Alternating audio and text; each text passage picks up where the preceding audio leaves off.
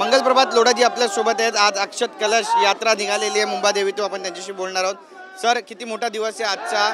रामलल्लाची तयारी खऱ्या अर्थानं सुरू झाली आहे, रामराज्य आलं असं म्हणावं। पूर्ण विश्वामध्ये भारतीय संस्कृती मानणाऱ्या लोकांमध्ये एक अतिशय आनंदाच्या उत्साहाचं वातावरण आहे। आता आपण इथे मुंबादेवी मंदिरचे पवित्र प्रांगणातून हा रामलल्लाची कलश यात्रा, पवित्र कलश यात्रा सुरू करत आहे। पूर्ण मुंबईमध्ये लोकांना आपण अक्षत चावल देऊन निमंत्रित करणार आहे, तुम्ही रामलल्लाचे दर्शन करण्यासाठी या। 500 वर्षाचे लढाईचे नंतर आता रामलल्ला परत आपल्या जन्मस्थानवर विराजमान होणार आहे।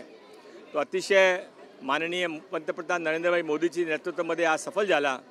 तो सर्व लोक अति उत्साहाने यामध्ये भाग घेत आहे। आम्ही पण त्या रामलीलाच्या यात्रामध्ये सामील व्हायला आलेले आहे। नक्कीच रामलीलाच्या दर्शनासोबत लोकसभेच्या निवडणुकीचाही बिगुल वाजणार आहे। रामाचा आशीर्वाद मिळेल। रामाचा आशीर्वाद नेहमी जे सत्यपूर असतात, ते सनातनच्या धर्माचे पालन करतात, त्याच्याबरोबर असतं।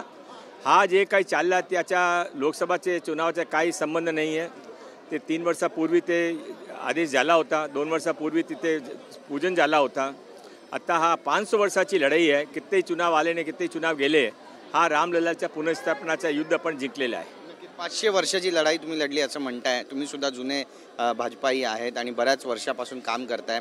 हा सगळा काळ तुम्ही तुमच्या डोळ्याने पाहिलाय।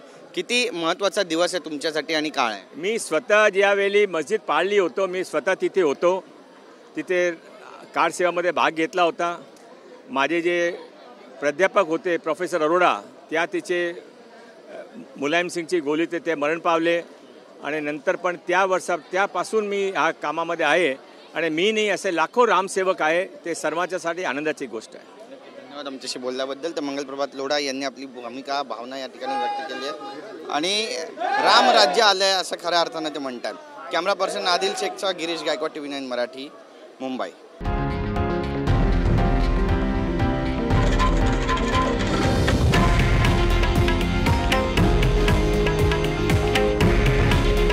हे आहे देशातील नंबर 1 न्यूज नेटवर्क आणि आपण पाहत आहात TV9 मराठी।